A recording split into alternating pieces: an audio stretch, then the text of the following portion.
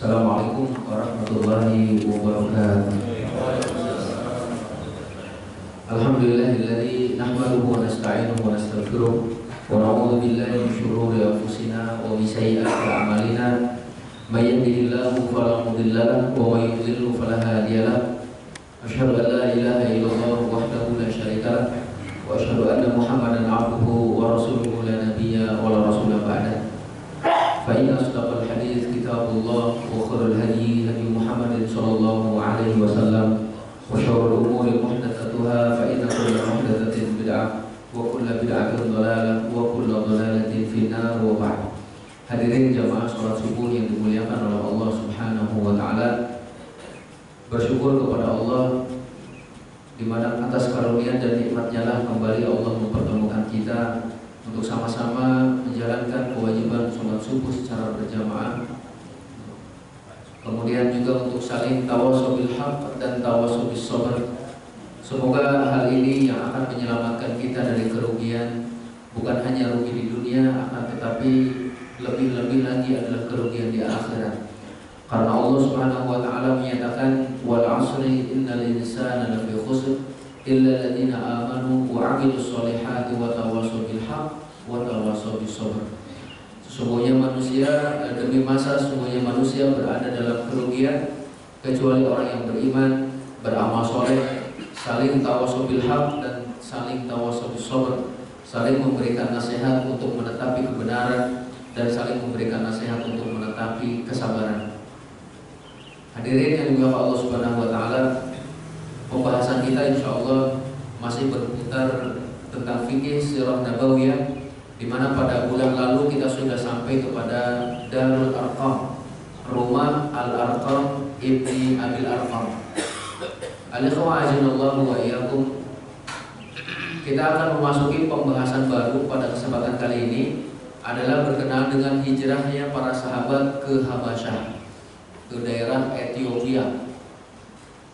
Ibnu Ishaq menyatakan setelah Rasulullah SAW melihat apa yang terjadi pada para sahabatnya dari berbagai siksaan, sementara Rasulullah SAW mendapatkan perlindungan dari Allah Subhanahu wa taala dan juga dari pamannya yaitu Abu Thalib, maka beliau saat itu belum mampu memberikan perlindungan terhadap para sahabat, sehingga Rasulullah SAW menyatakan kepada mereka, alangkah baiknya jika kalian hijrah ke Habasyah, karena di negeri itu dipimpin oleh seorang raja yang tidak pernah berbuat zalim ataupun tidak berbuat zalim kepada penduduknya, ya, pada rakyatnya. Dan bumi itu adalah bumi yang aman, kata Rasulullah.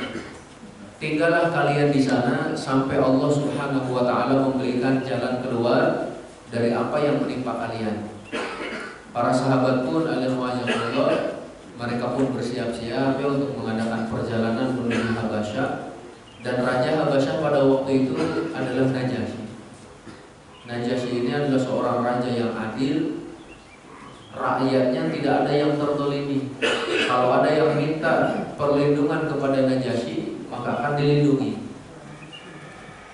Nah, di antara yang hijrah itu, Bapak sekalian, adalah Utsman ibn Affan radhiyallahu anhu bersama dengan istrinya Ruqayyah binti Muhammad sallallahu alaihi wasallam. Kemudian Abdurrahman ibn Auf, Abu Hudzaifah, Utbah ibn Rabi'ah bersama istrinya itu Sahlah binti Suhail ibn Amr, kemudian Az-Zubair ibn Awwam, Mus'ab ibn Umair, Abu Salamah bin Abdul Asad, kemudian juga istrinya ya Ummu Salamah binti Abu Umayyah bin Al-Mughirah, kemudian Utsman ibn Mas'ud, Amir ibn Rabi'ah dan istrinya.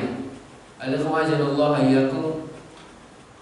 Ada yang menyatakan bahwa yang hijrah ke Habasyah itu 12 laki-laki, 4 orang perempuan. Jadi semuanya 16 orang. Nah, alhamdulillah, mereka meninggalkan Mekah menuju Asy-Syu'aibah. Dari Mekah menuju Syu'aibah. Syu'aibah itu nama kecil daripada Syu'bah, yaitu pantai yang dekat dari Mekah ya, sekitar sebelah timurnya Jeddah katanya itu Allah. Selatannya Jeddah sekitar 68 km. Kalau dari Mekah itu sekitar 90 kilometeran. Ya, dari Mekah mereka berjalan menuju pantai itu. Dan mereka berjalan di malam hari, Bapak sekalian. Utsman bin Affan sebagai pemimpinnya pada waktu itu mempersiapkan teman-temannya juga, 16 orang itu, berangkatlah mereka ke arah pantai. Setelah sampai di sana, ternyata orang-orang kafir mendengar bahwa sebagian kaum muslimin ada yang hijrah, ada yang meninggalkan kota Mekah. Dikejarlah mereka itu. Qadarullah, mereka sudah sampai di pantai. Kemudian mereka naik perahu pada waktu itu yang menuju daerah Habasyah. Al-Ikhwanullah yakum ya. Sampai di sini saya bacakan. Allah memudahkan mereka dengan kedatangan 2 perahu kapal. Begitu mereka sampai di pelabuhan, jadi seakan-akan dijemput gitu ya. Allah sudah mengatur semuanya. Mereka datang ke pelabuhan, 2 kapal datang. Akhirnya mereka pun masuk. Mereka menyatakan, kami sampai di Habasyah dan hidup tenang. Kami bebas beribadah dan menyembah Allah tanpa rintangan. Kami tidak mendapat gangguan dan kami tidak pernah mendengar kata-kata yang membuat kami tidak senang. Kejadian pada tahun kelima dari kenabian, tidak lama kemudian, yaitu setelah sebulan lebih, mereka kembali lagi ke Mekah. Jadi hijrah ke Habasyah ini setelah 5 tahun Rasulullah SAW berdakwah, 5 tahun dari kenabian. Jadi usia Rasul pada waktu itu 45 tahunan. Nah, al-ikhwah. Nah, al-ikhwah, ketika kaum muslimin sudah tinggal di Habasyah sekitar 1 bulanan, mereka pun kembali ke Mekah. Akan tetapi apa yang terjadi? Ketika mereka datang ke Mekah, ternyata al-ikhwah, mereka kembali mendapatkan penyiksaan dari orang-orang kafir. Bahkan penyiksaannya semakin menjadi-jadi. Nah, akhirnya mereka pun berhijrah lagi ke Habasyah untuk yang kedua kalinya, di mana pada waktu itu laki-laki berjumlah 83 orang dan juga 18 perempuan. Makin banyak jumlahnya. Nah, saat itulah saat orang-orang kafir mengetahui bahwa mereka hijrah untuk yang kedua kalinya ke Habasyah lagi. Alhamdulillah, mereka mengirim beberapa orang terbaik dari orang-orang kafir, di antaranya Amr ibni Al-As, kemudian Abdullah ibni Abi Rabi'ah. Mereka membawa hadiah yang begitu banyak untuk diberikan kepada Raja Najasyi agar raja tersebut mau mengembalikan orang-orang muslim yang hijrah ke daerahnya. Nah, setelah orang kafir yang membawa hadiah ini sampai ke negeri Habasyah, bertemu dengan Raja Najasyi, mereka ingin memberikan hadiah ini sebagai sogokan gitu. Ya, sebagai sogokan. Lalu biar raja tersebut mengembalikan kaum muslimin. Akan tetapi Raja Najasyi tidak begitu gampang ya dikasih sogokan, diterima begitu saja, kemudian keinginan mereka diterima. Tidak, alhamdulillah. Sikap Najasyi tidak semudah itu katanya. Dia menginginkan agar semua yang terlibat dalam masalah itu dipertemukan. Sudah kumpulkan semuanya, kaum muslimin dan juga kalian, wahai utusan itu yang membawa hadiah itu, biar kita mendengar alasannya masing-masing. Dan pada waktu itu umat Islam menunjuk Ja'far ibni Abdul Muttalib, Ja'far ibni Abi Thalib. Ya, Ja'far ibni Abi Thalib, sepupunya Rasulullah SAW, sebagai juru bicara. Dan Ja'far ini terkenal kecerdasannya, kemudian juga baik dan bagus sekali susunan kalimatnya, fasih itu lisannya itu, al-ikhwan. Najasyi bertanya kepada umat Islam pada waktu itu, agama baru apa nih yang kalian anut, yang menyebabkan kalian semuanya terpecah belah? Kalian tidak mau masuk agama saya dan juga tidak mau masuk kepada agama yang ada itu. Pada waktu itu Najasyi beragama Nasrani gitu ya, ada. Kalian nggak mau masuk agama saya, tapi kalian pun gak mau masuk agama yang ada, kata beliau. Apa sih agama kalian ini? Maka Ja'far menyatakan, ya ayuhan Najasyi, wahai Najasyi, kami adalah masyarakat yang hidup dalam kejahiliahan. Kami menyembah patung, kemudian kami pun memakan bangkai, melakukan perzinaan, memutuskan hubungan silaturahim, mengganggu tetangga, kemudian yang kuat di antara kami memeras yang lemah. Kondisi ini terus berlangsung di antara kami sampai Allah Subhanahu wa taala mengutus seorang rasul kepada kami. Kami kenal nasab dan keturunannya, kami kenal kejujurannya, amanah dan kesuciannya. Dia menyuruh kami untuk menyembah Allah Subhanahu wa taala dan untuk tidak menyekutukannya. Dia mengajak kami untuk meninggalkan apa yang telah nenek moyang kami lakukan, seperti menyembah berhala dan batu. Dialog itu terus berlangsung antara Najasyi dengan kaum muslimin, itu sehingga pada akhirnya Ja'far ibn Abdul Muttalib pun membacakan firman Allah Subhanahu wa taala dalam surat Maryam.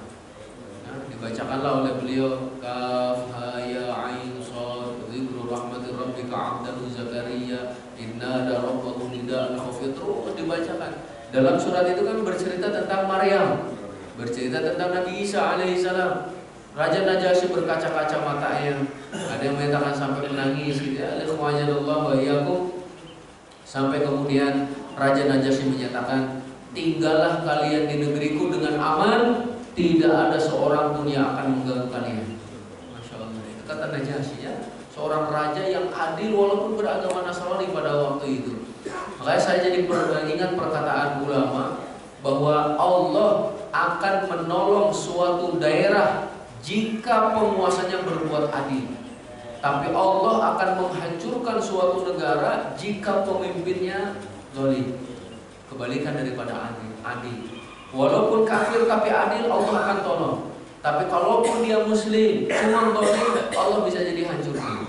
Nauzubillah min dzalik ya. Nah, Bapak sekalian, secara ringkas cerita hijrahnya Rasulullah, hijrahnya para sahabat ke Habasyah sudah selesai. Itulah intinya. Marilah kita ambil pelajaran dari kisah ini. Dan ini merupakan pelajaran kita yang pertama, Bapak sekalian, dari nasab Rasulullah SAW, dari kelahiran Rasul sampai hijrah ke Habasyah.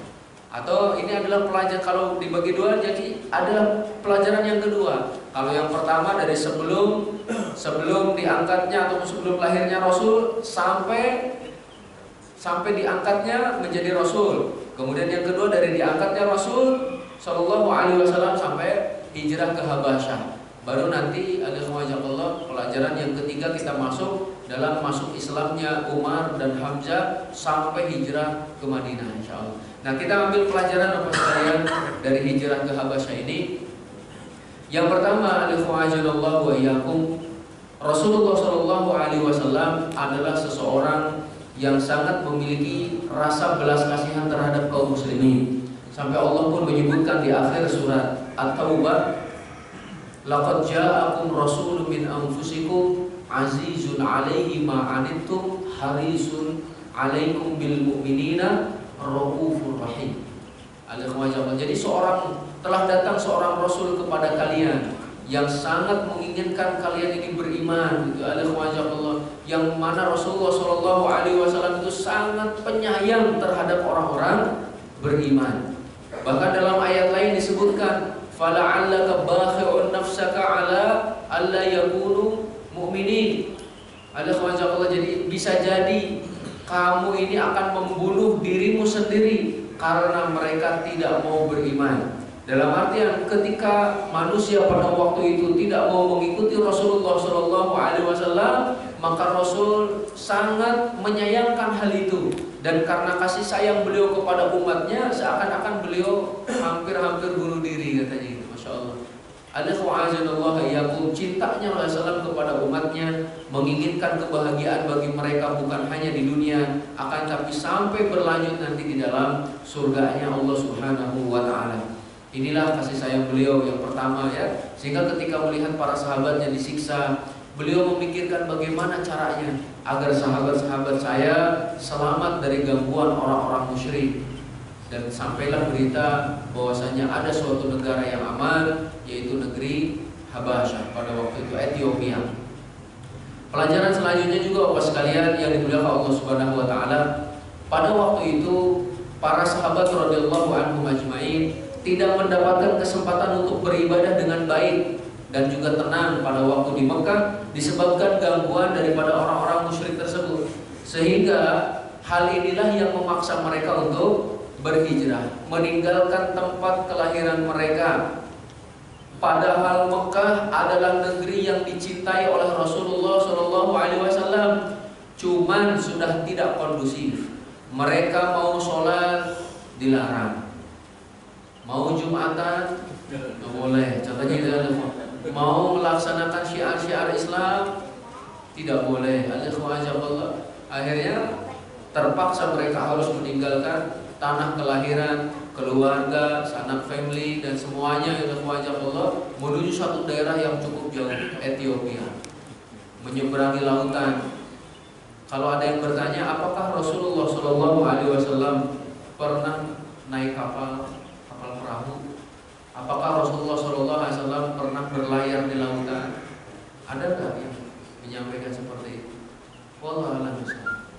Rasulullah SAW, ya, setahu saya beliau tidak pernah naik perahu. Akan tetapi hukum-hukum yang berkaitan dengan laut dan perahu itu disampaikan oleh Rasulullah SAW. Maka ketika para sahabat bertanya, ya Rasulullah, kami ketika naik perahu, persediaan air minum kami dikit, boleh nggak kami berwudu pakai air laut? Itu pertanyaan para sahabat. Kata Rasulullah SAW, jawabannya dua. Pertanyaannya satu, jawabannya dua. Air laut itu suci dan bangkainya halal. Pertanyaannya satu, jawabannya dua. Kenapa? Karena itu yang diharapkan, karena itu juga yang diperlukan oleh para sahabat. Airnya suci, kalau dapat ikan ngambang gimana? Atau ikan yang sudah mati gimana di laut? Halal kata Rasulullah. Jadi nggak perlu bertanya lagi. Masya Allah. Alhamdulillah. Dan selanjutnya banyak sekali hadis-hadis tentang laut, Bapak sekalian. Bahkan kalau kita khususkan ceramah contohnya tentang laut dan hukum-hukum yang berada di dalamnya, saya pernah melihat seorang syekh berceramah tentang laut itu lebih dari 20 kali ceramah itu. Banyak sekali, dan setiap ceramah itu anggaplah 1 jam. Banyak sekali hukum-hukum tentang laut itu, Masya Allah ya. Termasuk nanti keluarnya Dajjal akan diperlihatkan dengan tandanya, yaitu mengeringnya laut Tiberias. Laut Tiberias itu kaitannya dengan laut. Fir'aun tenggelam di laut juga. Laut apa?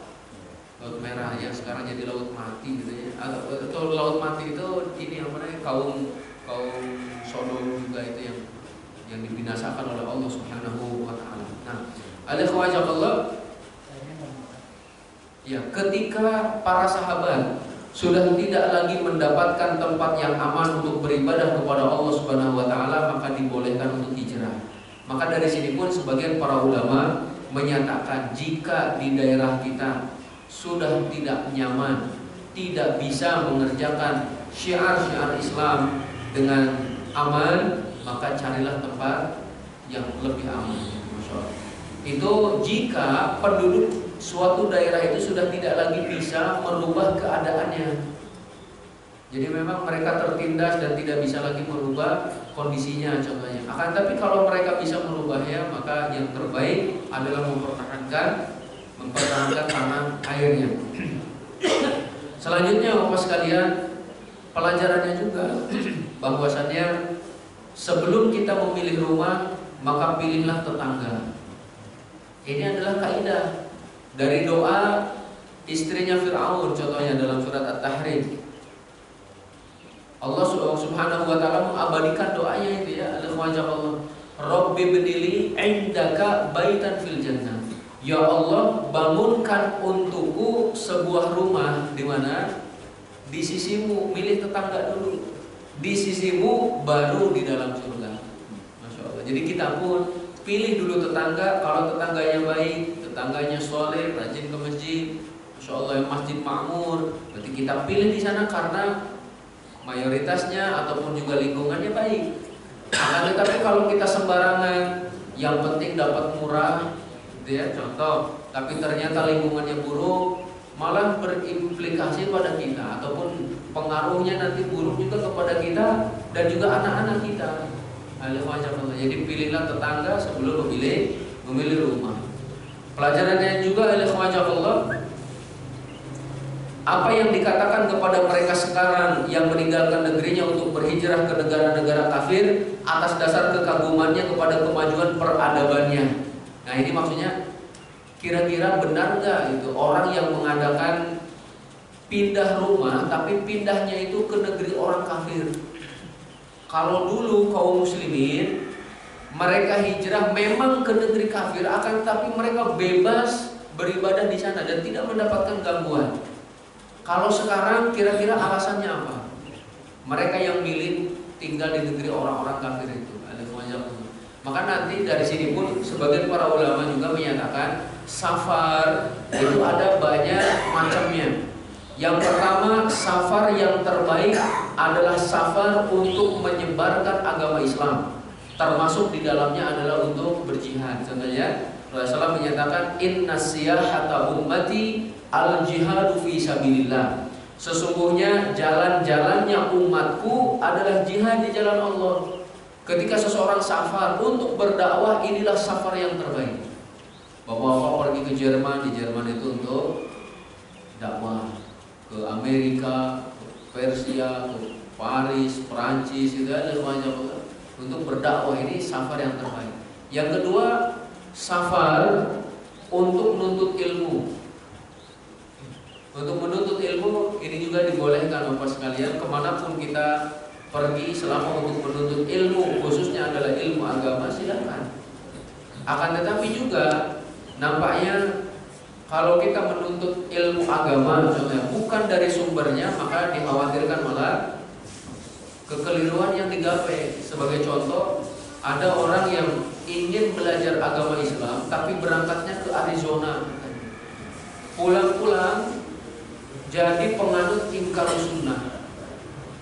Atau juga ada yang belajar Islam tapi di barat, pulang-pulang membenci Islam. Belajar Islam di barat tapi ternyata pulang-pulang malah menyampaikan gagasan-gagasan baru yang berseberangan dengan Islam. Dan yang lebih disayangkan, belajarnya di pusat peradaban Islam, Mekah ataupun Madinah, pulang-pulang jadi musuh Islam. Na'udzubillah min dzalik.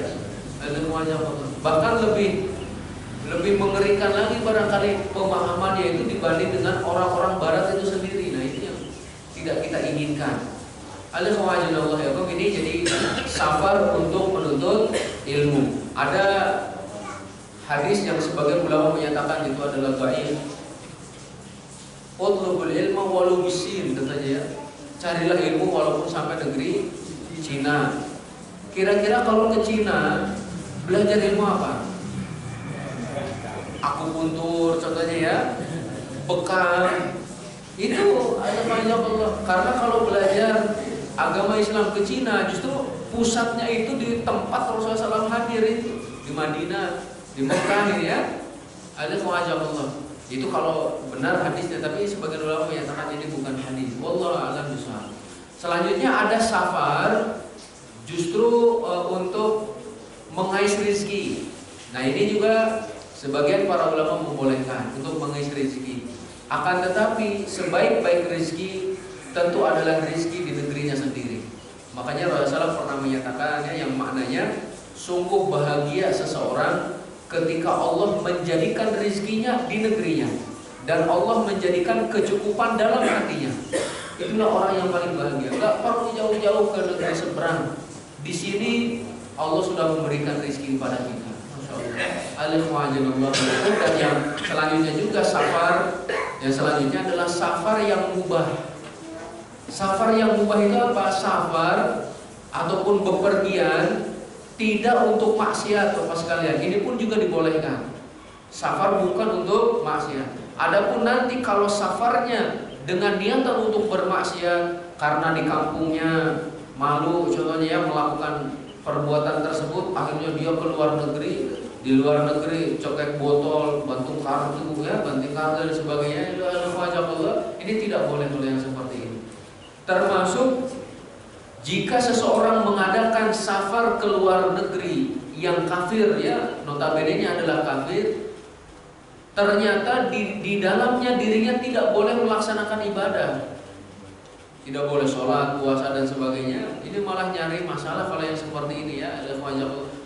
Kaum muslimin khususnya adalah para sahabat, mereka melarikan dirinya karena ingin menyelamatkan agama. Lalu kenapa di antara kita malah melarikan diri untuk membuat fitnah terhadap agamanya? Ya na'udzubillah. Nah, Bapak sekalian, ya Bapak Allah Subhanahu wa taala, pelajaran selanjutnya juga, para sahabat Rasulullah SAW yang hijrah ke Habasyah itu telah memberikan pelajaran yang berharga kepada kita.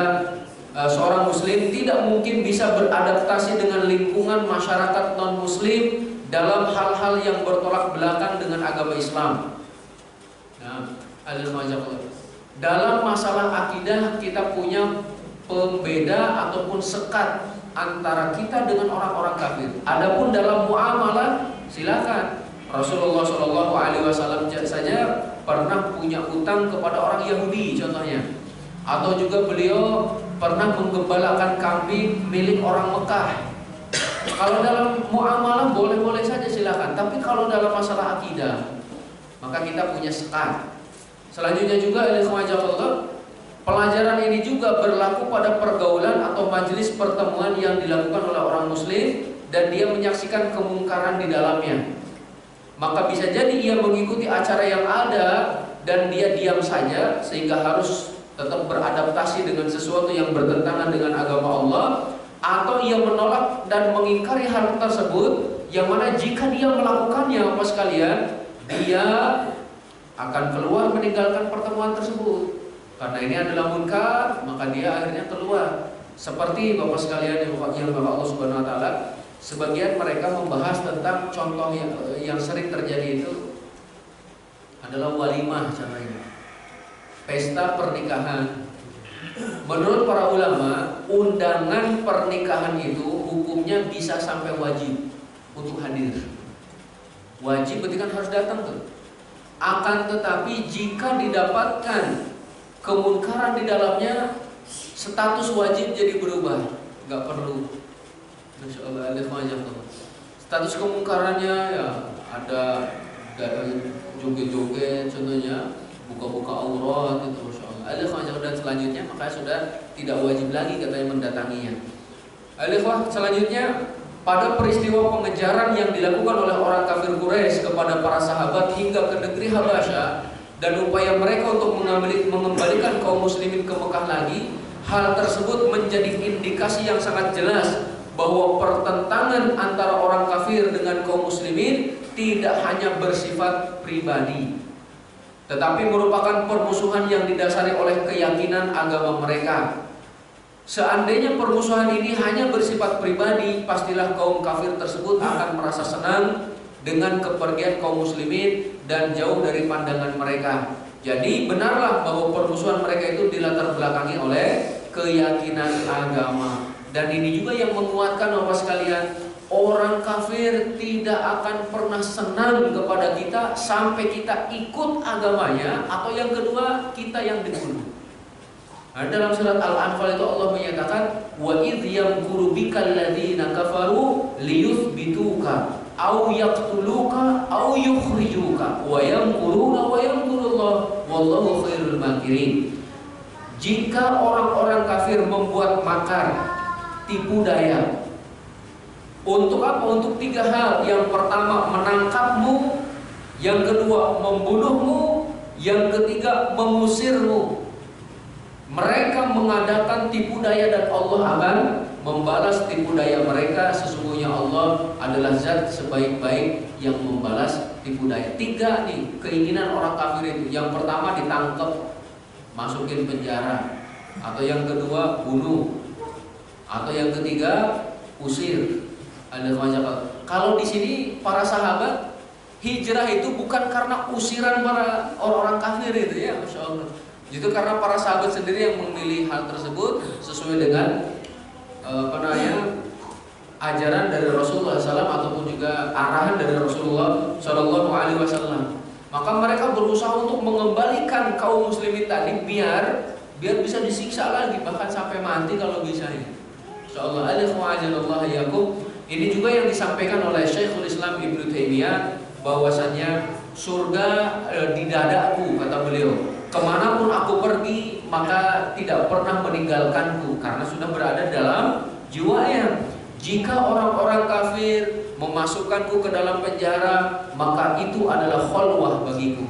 Itu adalah saat-saat menyendiriku dengan Allah Subhanahu wa taala. Jika mereka membunuhku, maka itu adalah syahadah bagi diriku, maksudnya mati syahid. Jika mereka mengusirku, diasingkan ke negeri-negeri seberang, maka itu adalah jalan-jalan bagiku, kata beliau. Dan di Indonesia pun para pemimpin negeri kita kan pernah diasingkan itu oleh para penjajah. Soekarno, kemudian siapa lagi itu, pernah diasingkan. Karena diasingkan itu salah satu bentuk penyiksaan juga. Kita saja coba saat ini Bapak sekalian, diasingkan ke satu negara, tidak bawa bekal, tidak ada kenalan di sana, itu gimana coba? Bisa jadi cepat meninggal walaupun hidup di kota. Banyak orang yang bertahan hidup ketika dibuang ke hutan. Tapi kenapa orang cepat mati ketika dibuang ke kota? Masya Allah. Jadi harus ada pelajaran survival kota barangkali ya. Ada wajah. Allah alam. Kita lanjutkan juga Bapak sekalian.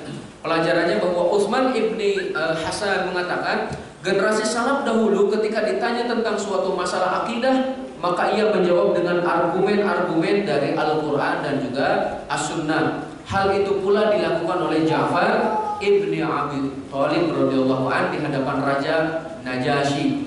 Ketika Raja Najasyi bertanya tentang Nabi Isa, maka beliau membaca surat dari Al-Quran, yaitu surat Maryam. Inni Abdullah ataniyal kitab wa ja'alani nabiyya wa ja'alani mubarakan aina ma kuntu wa usani bis salati waz zakati ma dumtu hayya wa barram bi walidati wa lam yaj'alni jabbaran syaqiyya, dan selanjutnya dibaca dari surat Maryam itu, sehingga Najasyi makin yakin ini benar sesuai dengan apa yang terdapat dalam kitab Taurat ya, ataupun kitab Injil yang dirinya pegang itu adalah wajah Allah. Sehingga pantaslah kalau Najasyi disolati oleh Rasulullah SAW saat meninggal dunia, karena Najasyi beriman kepada Rasulullah SAW dan tidak ada yang menyolatinya. Ketika meninggal dunia, maka Rasulullah menyatakan, sholatlah kepada sahabat kalian Najasyi. Beliau sudah meninggal dunia.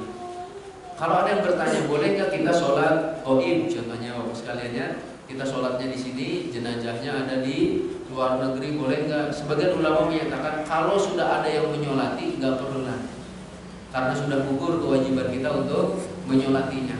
Sholat jenazah itu kan hukumnya fardu kifayah ya, fardu kifayah. Kalau sudah ada sebagian yang melaksanakan, berarti sebagian yang lain sudah gugur kewajibannya. Tinggal doakan saja Bapak sekalian ya.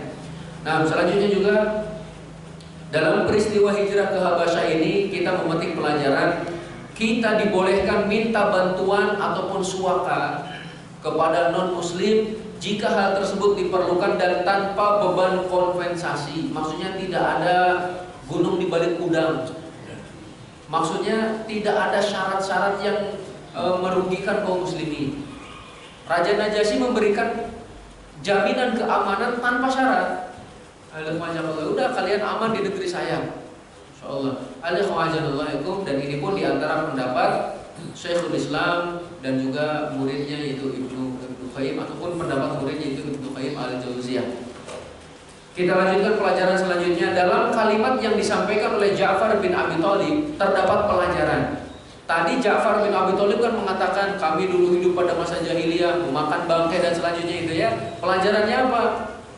Ketika beliau mendefinisikan jahiliyah, beliau menyatakan kami dulunya adalah kaum jahiliyah. Kami menyembah berhala, kami memakan bangkai, melakukan perzinahan, memutuskan hubungan silaturahim, mengganggu tetangga, yang kuat di antara kami memeras yang lemah. Alhamdulillah wa iyyakum. kira-kira perkataan Ja'far bin Abi Thalib ini ada nggak yang terbukti pada masa kita sekarang gitu? Memakan bangkai contohnya, menyembah berhala ini yang pertama, menyembah berhala, menyembah Kiai Selamat, menyembah apa itu berhala kan banyak itu ya. Berhala, ada patung. Di Indonesia saja coba dihitung jumlah patung yang ada. Masya Allah, banyak sekali. Jangan jauh-jauh lah. Di ibu kota kira-kira patungnya ada berapa? Ya banyak sekali. Ya, bisa jadi saat-saat ini belum disembah yang ada di pinggiran-pinggiran jalan itu, tapi siapa tahu kalau 20 tahun ke depan itu ya, justru ada orang-orang yang malah menyembah itu naudzubillah. Memakan bangkai Bapak sekalian. Makan bangkai ini contohnya ayam yang disembelih dengan tidak menyebut nama Allah, disetrum, kemudian juga dijual, dimakan, itu Masya Allah. Cuman kita diajarkan juga untuk selalu mengucapkan basmalah ya sebelum makan. Kalau kita contohnya mampir di warteg itu sebenarnya tidak perlu nanya ini nyembelihnya pakai basmalah enggak gitu. Itu bisa jadi menyakiti pemilik warung. Kalau dia muslim kita husnudzon Bapak sekalian, tapi kita bacakan basmalah ya. Kemudian apalagi nih tadi melakukan perzinaan. Zina semakin merebak. Sebagian orang merasa bangga malah dengan zina itu. 80 juta lagi katanya gitu ya. Jadi kok malah bangga itu dengan perzinaan itu. Atau lagi ada RUU PKS katanya, bukan partai, apa namanya? Iya PKS kan, RUU PKS. Pelegalan apa itu tentang peniadaan kekerasan seksual itu ada semacam. Jadi nanti kalau ada yang suka sesama jenis, kalau ada yang melakukan perzinaan dan pemerkosaan, biarin aja. Naudzubillah. Kan perzinaan, atau bahkan sebagian orang menganggap kalau suka sama suka nggak apa-apa. Naudzubillah. Tetap zina ibarat riba Bapak sekalian. Riba kalaupun suka sama suka, saya ridho, saya ikhlas, tetap riba itu Bapak sekalian ya. Begitu juga dengan zina, saya ridho, saya ikhlas. Zina ya zina itu ada semacam ya. Baru ini kata Ja'far bin Abi Thalib, kami melakukan perzinaan. Bahkan pada masa jahiliyah itu satu orang perempuan bisa punya suami 10. Nanti kalau punya anak ditunjuk aja hidungnya, ini anak kamu, dan tidak bisa mengelak itu laki-laki yang ditunjuk itu. Kemudian kalau tadi menyembah berhala, terbukti di sekeliling Ka'bah saja 360 berhala itu Masya Allah. Kalau hari ini sedang marah sama Tuhan yang ini, nyembah Tuhan sampingnya. Besok marah lagi sama Tuhan yang ini karena keinginannya tidak terkabul, nyembah yang samping. 360 banyak pilihan. Insyaallah ya. Kemudian apalagi memutuskan silaturahim, mengganggu tetangga, yang kuat memeras yang lemah. Ini adalah gambaran masyarakat jahiliyah. Kalau ada pada masa sekarang, berarti kembali lagi ke masa jahiliyah. Berarti jahiliyah itu ada pada masa kemarin, hari ini, dan esok hari. Sifat-sifat dan karakter orang-orang jahiliyah. Umar bin Khattab pernah menyatakan, innama tunqadu 'ural iman idza nasha'a fil islami man la ya'riful jahiliyah. Ikatan keimanan seseorang akan pudar satu ikat demi satu ikat manakala tumbuh dalam generasi Islam satu generasi yang tidak paham jahiliyah. Kalau anak kita tidak tahu perkara-perkara jahiliyah, lama-kelamaan imannya itu pudar dari dalam hatinya. Maka ajarkan Bapak sekalian iman. Banyak di antara kita bangga anak-anak punya prestasi dalam hal dunia, tapi mereka tidak bangga saat anaknya rajin ke masjid. Yang sangat mengkhawatirkan itu seorang syekh pernah bercerita, ada seorang anak rajin ke masjid, berteman dengan orang-orang soleh, rajin baca Quran, tapi orang tuanya nggak suka. Kata orang tuanya, kamu ini anak orang kaya, gaulnya ya jangan dengan orang-orang masjid, kata dia. Gaulnya tuh dengan si fulan nih punya mobil banyak, bawa sana ya. Dipaksa kayak gitu, ada kemacam Allah. Awalnya nggak mau si anak itu, tapi kemudian karena dipaksa, akhirnya bergaulah dengan siapa yang ditujukan oleh ayahnya. Tidak lama kemudian, setelah sekian lama bergaul, anaknya terlibat percekcokan dengan temannya itu dan kemudian sampai membunuh saudaranya itu, ada kemacam Allah. Dan kemudian dihukumlah anaknya itu, di penjara aja. Dan ketika dijenguk oleh ayahnya, setiap ayah yang menjenguk anaknya yang berada di penjara, biasanya ayahnya berjalan tegap, kepalanya pun tegap untuk memberikan nasihat. Tapi kemudian yang terjadi adalah kepala ayahnya itu menunduk, kepala anaknya yang tegap. Ini ayah, katanya, hasil didikan ayah kayak gini. Alhamdulillah. Ada juga yang menyatakan bahwa si anaknya itu mati ketika menenggak minuman keras, ketika main-main dengan perempuan dan selanjutnya. Alhamdulillah. Kan itu satu hal yang menyedihkan ya kalau seperti itu. Nah, barakallahu fikum, itu gambaran orang-orang jahiliyah Bapak sekalian. Pelajaran selanjutnya, Ja'far radhiyallahu anhu ditanya oleh Raja Najasyi mengenai agama Islam.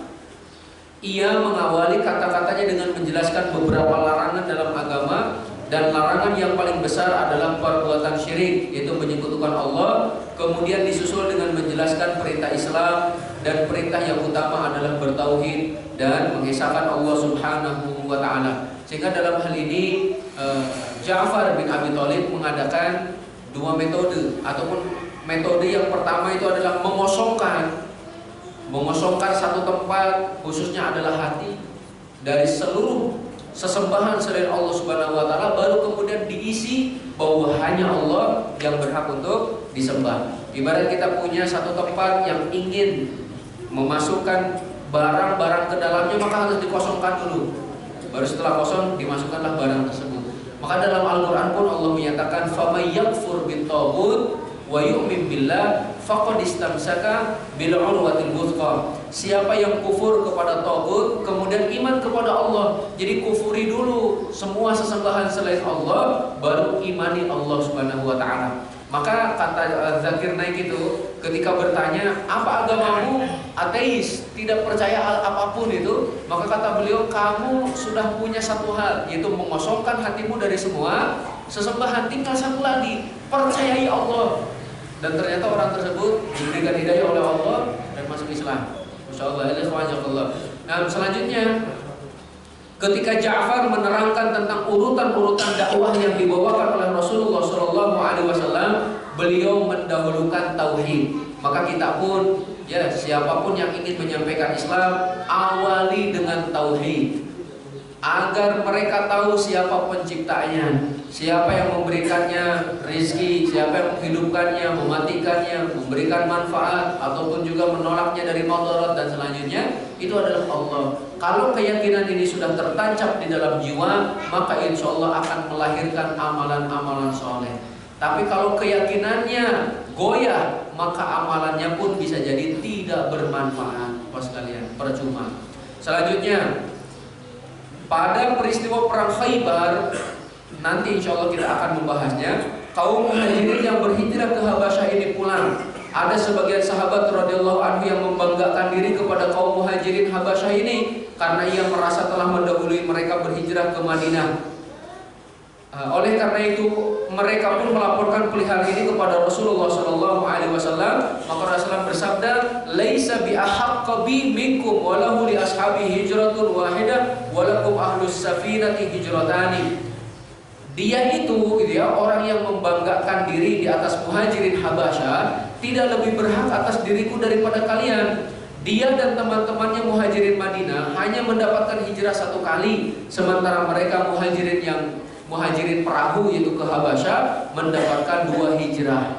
Oleh karena itu saya bacakan, muhajirin Habasyah sangat bergembira sekali dengan hadis Rasulullah SAW ini. Asma binti Umais memberitahukan kejadian ini kepada Rasulullah SAW dan menyatakan, aku melihat Abu Musa dan para muhajirin naik perahu secara bergiliran datang kepadaku menanyakan perihal ucapan Rasulullah SAW ini. Oleh karena itu tidak ada sesuatu di dunia ini yang lebih membahagiakan dan lebih berharga bagi mereka daripada berita dari Rasulullah SAW. Maksudnya orang yang berhijrah ke Habasyah memiliki keistimewaan dibanding dengan orang yang hijrah ke Madinah, dan dua-duanya memiliki keistimewaan. Apa sekalian ya. Barakallahu fikum. Sampai di sini dulu pelajaran yang kita sampaikan. Insya Allah kita masuk ke dalam bab yang ketiga nanti, fase masuk Islamnya Hamzah dan Umar hingga peristiwa Isra dan Mi'raj insya Allah. Jazakumullahu khairan. Kalau ada yang mau disampaikan silakan. Barakallahu fikum. Baik, alhamdulillah jazakumullah khairan kepada Ustaz Abdul Khalid yang telah menyampaikan pelajarannya pagi ini, itu terkait kisah indahnya sahabat Rasulullah ke Habasyah. Banyak hal yang kita dapatkan, semuanya untuk meningkatkan keimanan dan ketakwaan kita kepada Allah SWT. Langsung pada sesi tanya jawab, silakan pada Bapak Ibu. Ada? Ibu-ibu ada? Saya saja.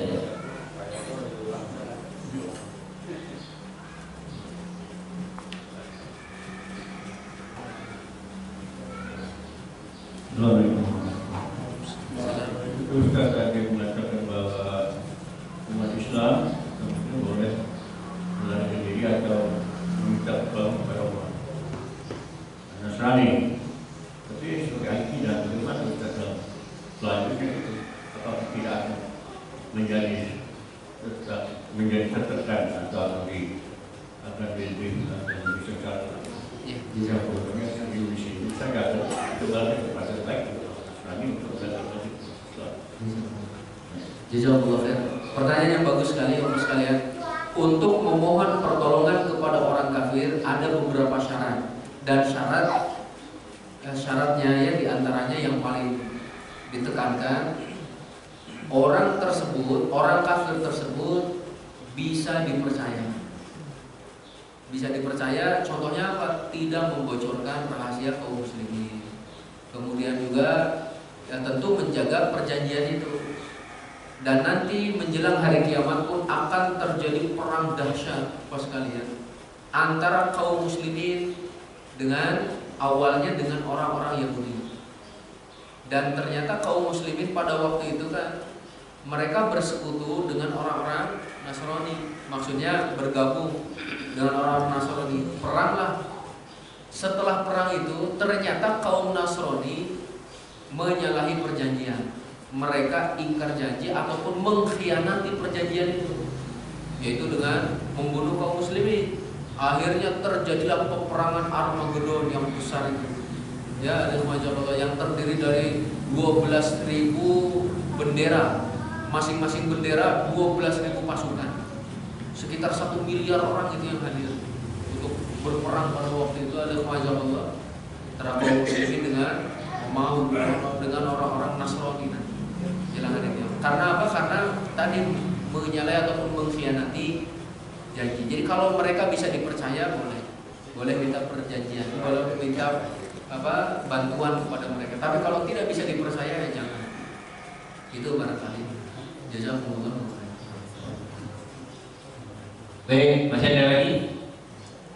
Ibu, alhamdulillah kita ucapkan terima kasih sekali lagi untuk Ustaz kita. Semoga Allah menambah kebaikan untuk beliau dan untuk kita semua.